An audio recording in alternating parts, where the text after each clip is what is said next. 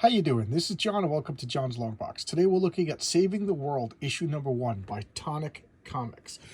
This is proof positive that advertising works. I saw this ad in Alterna Comics, Unit 44, issue number 5, and I said that looks interesting, and I went to the Tonic Comic website and I ordered it.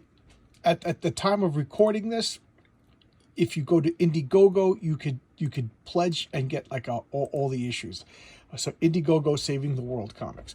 All right, so look at this cover. I like the art. It looks pretty good.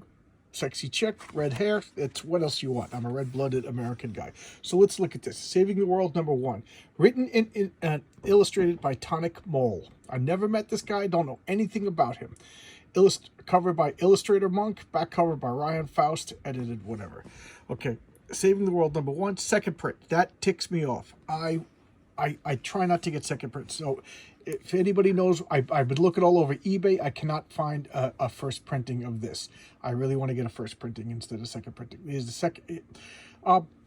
This art, you know what? I when I opened it up, because this art is so much better. I don't know if it's the coloring, but and then I opened this up and I was a little disappointed. But you know what? I grew to really, really like it. So I'm just trying to be honest here. So here we have the story of this, just like Nerdy Girl. Okay, I love the ears. I love the way he draws the ears. And she hangs out at the comic book store, but she works at a burger joint. Not very happy with her life. She's, I don't know. I guess I call her a slacker. And her buddy, they go to the comic book store and they just bullshit about they bull about comic books and nerdy stuff. And then she goes home and she just wakes up naked in the street. We all have that nightmare. So, and she talks about how she's kind of shy and embarrassed. So this is, it's bad for anybody. It's super bad for her. And so she's just she's trying to get home before anybody sees. And she's freaking out. She goes home, wouldn't you? She has no recollection. She just went home, and all of a sudden, hours later, she finds herself just walking around naked in the street. And what does she do? She's just getting furious, and she punches a hole through her wall. And she's like, wait, something's going on. So she goes outside. Now she can lift a car. So she does what any nerdy fangirl does, is she makes up a superhero costume. Her name is Kiara. And she, as far as I know, that she doesn't have a superhero. So now she's going out looking for crime.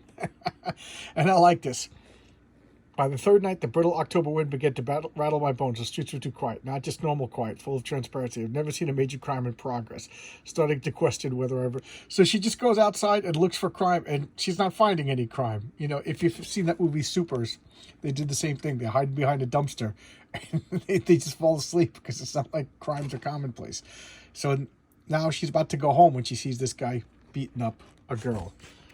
So she's like, okay, the cops are least of yours. Dramatic entrance, and they're just like not scared of her. And the guy just pushes her down. And they kick her. Okay? What's going on? It didn't hurt, but she didn't. She goes, that's what you get, you stupid hoe. And even the girl that was gonna be saved by her, she's like, what's going on? I put on this costume like a big boobed idiot and in a slutty Halloween costume, and I embarrassed myself. Why can't I not spout it out? Why did I think why? Because she doesn't know how to fight, Just because she's super strong. She's still, 115 pounds or whatever? They just pushed her down and started kicking. I just like the realism. So now she's running, and the people that were fighting, they were drunk. They caused a car accident. So she's like, oh my God, I got to save these people. And this other girl's like, there's been an accident. We got to help. And these guys are all beat up in the car. So she's like, what do we do? So don't worry. And she just rips the car apart.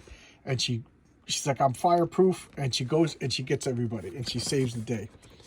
And they're like, what's going on? What's going on? So look at her. She's running around ragged. She's pulling people. And the more she uses her strength, it's like the more strength she needs, the bigger her body gets. So she's like hulking out. And then the car explodes, and boom. And remember, she's only wearing regular clothes, not her body's indestructible, not her clothes. Is everybody okay? And she's like covering herself up. And she's like, I'm super smart. It's like, what do you mean you're super smart? She's like, I woke up naked in the streets, and now I'm super intelligent. And she's like, I'm super strong. And she's like, what are we going to do now? We're going to save the world. She's like, I can't even save myself. She's like, yeah, that's because you don't have a smart sidekick. You know, so now they're going to form a team. Ta-da, the end. And here's Nora's super secret origin. Nora's the smart one. Kara is the super strong one. And same thing. She's with her boyfriend, and they're just talking about food, and she just wakes up in the middle of the street naked. Now, there's a bad guy in the next issue, another person who found themselves waking up in the middle of naked, and he can fly, and so there's superpowers. But for the most part, it's like slacker superheroes, just trying to make do. Like they're good. They want to do something, but they don't have, you know, they don't have connections. There's no Lex Luthors running around. There's no, you know, the Rhinos running up and down the street. But they do find a supervillain next issue, and I get the feeling that there is a long-term story that's unfolding very slowly, but it's mostly character. It's a character-driven story. I want to know more. It's charming. I like the art. I love this cover art. The interior art, it jarred me because I really don't like when the cover and the interior art isn't the same.